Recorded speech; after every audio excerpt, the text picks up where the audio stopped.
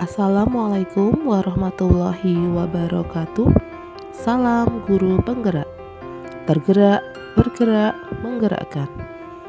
Perkenalkan, nama saya Aqidatul Khamsah. Saya calon guru penggerak angkatan 9 dari SD Negeri Pandanpuro 2, Kabupaten Sleman.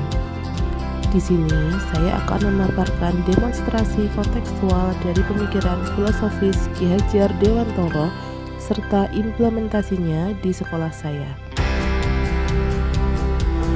Ki Hajar Dewantara adalah seorang aktivis pergerakan kemerdekaan, pelopor pendidikan bagi pribumi sejak zaman kolonial. Kiprahnya dalam memajukan anak bangsa membuat hari kelahirannya dijadikan Hari Pendidikan Nasional pada 2 Mei. Menurut Ki Hajar Dewantara, anak-anak diibaratkan sebagai biji tumbuhan yang disemai dan ditanam oleh petani. Jika biji tumbuhan ditempatkan di tanah yang subur dengan mendapatkan sinar matahari dan pengairan yang baik, maka meskipun biji itu adalah bibit yang kurang baik, namun dapat tumbuh dengan baik karena perhatian dan perawatan dari petani. Dan sebaliknya, meskipun biji itu disemai dengan bibit yang berkualitas baik, tapi jika tumbuh di lahan yang gersang dan tidak mendapatkan pengairan serta cahaya matahari ataupun tangan dinginnya Pak Petani, maka biji itu mungkin tumbuh namun tidak akan optimal. Tentunya beda jenis tanaman, beda pula perlakuannya. Artinya bahwa seorang pendidik harus bisa melayani segala bentuk kebutuhan metode anak yang berbeda-beda atau berorientasi pada anak.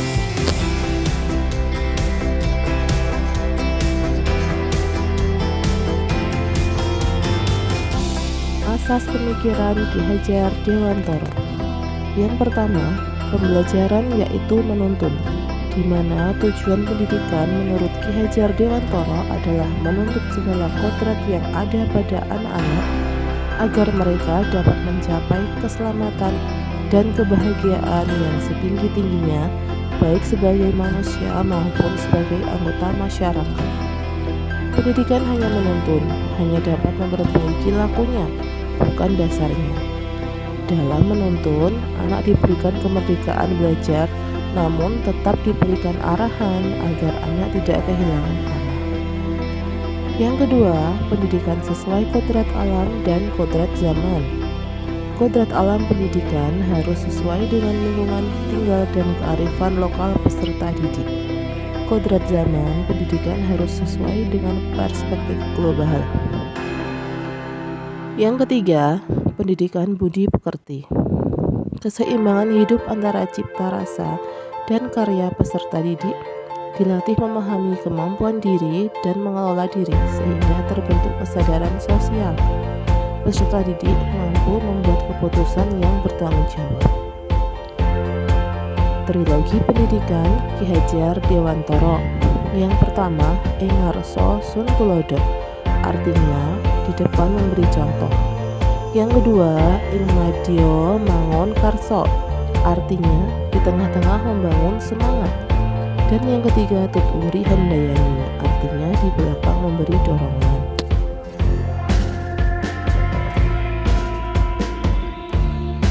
Implementasi di sekolah untuk mencapai tujuan pendidikan tersebut diantaranya: yang pertama, pembelajaran menuntun, di mana peserta didik dituntun untuk berpikir positif dalam kemandirian terhadap suatu pembelajaran.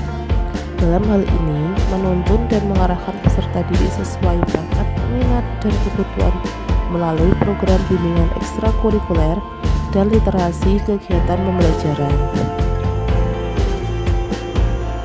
Kemudian, selanjutnya peserta didik diberikan arahan untuk mencapai suatu tujuan pembelajaran sesuai kodrat alam dan kodrat zaman, yaitu dengan pembelajaran yang variatif dengan memanfaatkan teknologi dan alam sekitar berdasarkan karakteristik peserta didik dan mengaitkan materi dengan kehidupan nyata. Kemudian berkaitan dengan pendidikan budi pekerti. Sebagai pendidik, saya tidak hanya mentransfer ilmu, tetapi juga mentransfer nilai-nilai karakter yang berbudi pekerti. Dalam hal ini, kami menerapkan program pembiasaan sholat duha dan sholat zuhur berjamaah, 5S, senyum, salam, sapa, sopan, dan santun.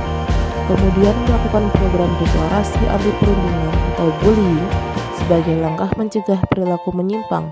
Kemudian sikap bekerjasama dan saling menghargai pendapat orang lain ketika peserta didik berani mengungkapkan suatu pendapat pada forum atau musyawarah yang dilakukan oleh peserta didik itu sendiri. Demikian yang dapat saya sampaikan. Sekian dan terima kasih. Guru Bergerak Indonesia Maju. Semoga bermanfaat. Wassalamualaikum warahmatullahi wabarakatuh.